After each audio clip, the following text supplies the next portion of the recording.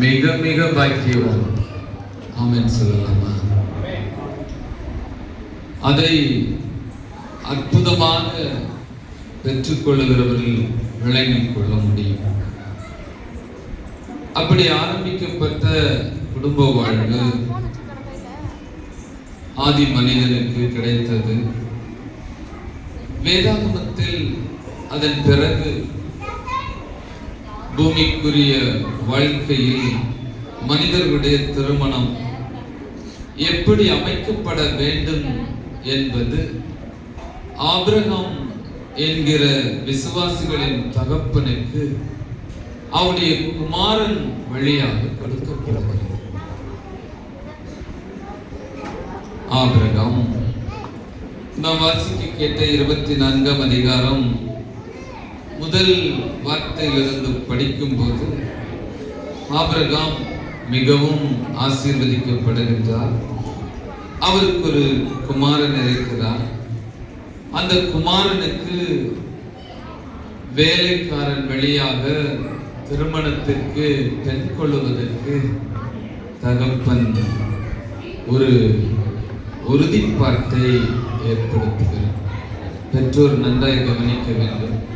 நான் அநேக திருச்சபைகளுக்கு சுவிசேஷகராக ஊழியத்துக்கு போகும்போது 30 வயது, 35 வயது, 40 வயது, திருச்சபைக்கு குறைந்தது 5 பேர் 10 பேர் திருமணமாகாமல் இருப்பார்கள்.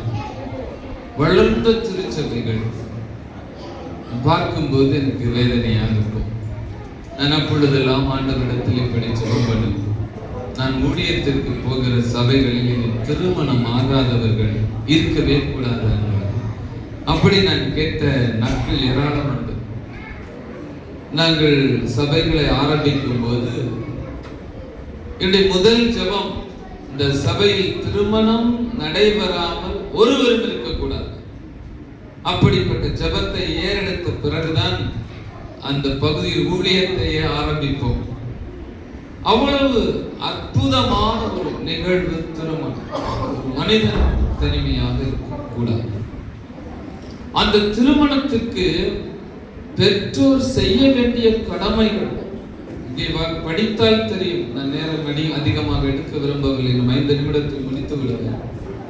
பெற்றோர் வேலைக்காரனிடம் சொல்லுகிறார். வேலைக்காரன் திருமணத்துக்கு பெண் தேடி புறப்பட்டு போகும்போது 10 ஒட்டகங்களை எடுத்துக்கொண்டு செல்கிறார். வேதத்தில் அற்புதமான ஒரு வசனம் உண்டு. தகப்பன் தன் பிள்ளைகளுக்கு ஆஸ்தியை சேர்த்து வைக்கிறார். எங்கிருந்து அவனால் புதிதாக சிருஷ்டிக்க வேண்டுமா?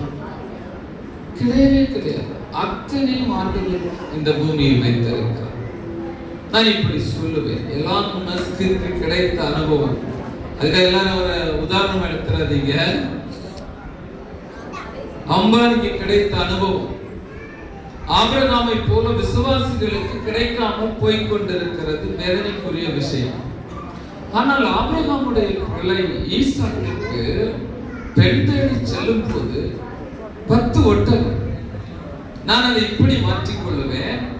இந்த காலத்தில் ஆபிரகாம் இருந்திருந்தார் 10 பென்ஸ் காரு அல்லது அதை விட விலை உயர்ந்த கார் அப்படி எடுத்துக்கொள்ளுது. அன்னைக்கு ஒட்டகம் மிக சிறந்த விலை உயர்ந்த ஒரு மிருகம், குதிரைகளை போல என்று வைத்துக் கொள்ளலாம். அவைகளை எடுத்துக்கொண்டு செல்லுகிறான். மணமகளை மிகுந்த ஜெபத்தோடு கண்டுபிடிக்கிறான். அதான் அதுல விஷயம். ஆண்டவரிடத்துல வேலைக்காரன் எல்லையாசர் ஜெபம் பண்ணுகிறான். எஜமானனை அனுப்பி விட்டிருக்கிறார். காரியத்தை நீர் சித்திக்க பண்ணினான். எப்படிப்பட்ட வேலைக்காரன் வச்சிருக்கான் பாருங்க. பெற்றோர் பெண் பார்ப்பதற்கு, மணமகன் பார்ப்பதற்கு எப்படிப்பட்ட ஆட்களை நியமிக்க வேண்டும் என்பது வரைக்கும் அங்கே இருக்கிறது. அற்புதமாய் மகளை வளர்த்திருக்கிறார். சகோதரன் தகப்பன் எல்லாரும் சேர்ந்து அவன் ஜெபத்தோடு செல்லும் போது அவர்களிடத்திலே தண்ணீர் கேட்கிறான். தண்ணீர் கொடுக்கிறான். ஒரு நல்ல மகள், புத்தி உள்ள ஸ்திரியாக இருந்து வீட்டை கட்ட வேண்டிய மகள், கிறிஸ்தவ வாழ்க்கையின் உச்சபட்சம் குணசாலியான ஸ்திரீ என்று தன்னை மாற்றிக்கொள்ள வேண்டிய ஒரு மகள், தனக்கு தன்னிடத்தில் தண்ணீர் கேட்கிறவர் யார் என்பதை தன்னுடைய ஆவிக்குரிய வாழ்க்கையின் அனுபவத்தில் புரிந்து கொள்ள. தண்ணீர் எல்லாருக்கும் கொடுப்பார், இந்த காலத்திலும் சரி அந்த காலத்திலும் சரி. தண்ணீர் தன்னிடத்திலே கொடுக்கக்கூடிய கேட்கிற மனிதன் யார் என்பதை புரிந்து கொண்டு தன்னுடைய வாழ்க்கையை கடவுள் நிர்ணயிக்கக்கூடிய சித்தத்தின்படி, அவருடைய சித்தத்தின்படி அமைக்க போகிற விஷயத்திற்கு அனுப்பப்பட்ட ஒரு தூதனை போல இருக்கிறார் என்பதை அவள் புரிந்து கொண்டு அவரை ஏற்றுக்கொண்டு அந்த காரியங்களை செய்கிறார். அதன் பிறகு குடும்பத்திற்கு அழைத்து செல்கிறார். புரிந்து கொள்ள வேண்டும், திருமணம் குடும்பத்தில் உறுதிப்படுத்தப்பட வேண்டும். இன்றைக்கு தொலைக்காட்சி, சினிமா இவைகளை எல்லாம் பார்த்து கொண்டு திருமணம் எங்கெங்கோ உறுதி செய்யப்படுகிறது. அதனால் அற்புதமாய் நம்முடைய 2 பிள்ளைகள் குடும்பம் சகிதமாக நல்ல தேவ மனுஷன் நன்றைக்குடைய செய்தியை கேட்க வேண்டும் என்றுதான் வந்தேன். ஆனால் அவர் என்னை பணித்து விட்டார்.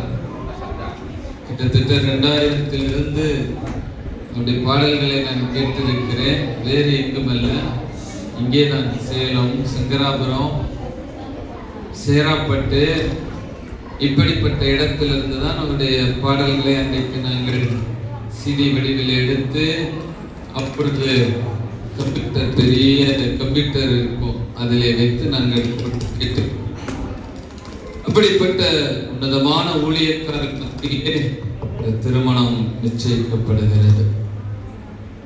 நிச்சயிக்கப்படும் போது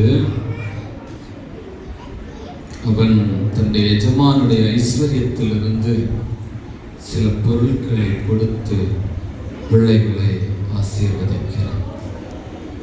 அன்பு தேவனுடைய பிள்ளைகளை, புதிய ஏற்பாட்டிற்கு நாம் சென்று விட்டோம் என்று சொன்னால், ஆண்டவர் கானாவூர் கல்யாண வீட்டில் தன்னுடைய முதல் அற்புதத்தை திருமண வீட்டில் குறைவை நிறைவாக்கி ஆசீர்வதித்தார். இன்றைக்கு உங்கள் இருவருடைய நிச்சயதார்த்தம் அப்படி ஆண்டவர் ஆசீர்வதிக்கிறார். உங்கள் இருவருடைய குறைவுகள் எதுவானாலும் அவைகளை இன்னைக்கு ஆண்டவர் நிறைவாக்குகிறார். நிறைவாக்கித்தான் உங்களை இந்த உறுதிப்பாட்டிற்கு கொண்டு வருகிறார். குறைவுகள் என்று சொல்லும் போது, நீங்கள் இப்பொழுது 2 பேரும் சிறு வயது, இப்பொழுதுதான் படிப்பை முடித்திருக்கிறீர்கள். திருமணம் முடித்து நீங்கள் சென்னைக்கு வரும்போது குறைந்தபட்சம் உங்களுடைய வருமானம் 50,000 ரூபாய் அளவிற்கு அமைந்தால்தான் உங்களுடைய வாழ்க்கை இனிமையாகும். அது அடுத்த 2 வருடத்தில் நீங்கள் 1,00,000 ரூபாயாக உயர்த்தி கொள்ள வேண்டும். பயப்படாதீர்கள். அந்த அளவுக்கு உங்களை ஆண்டவர் இன்றைக்கு ஆசீர்வதித்துதான் உங்களை ஏற்ற நாட்களில் இணைக்கப் போகிறார். ஆகவே நம்முடைய ஆண்டவர் மிக சிறந்தவர். அதை மாத்திரம் உங்கள் மனதிலே நீங்கள் இன்றைக்கு பதித்துக் கொள்ள வேண்டும்.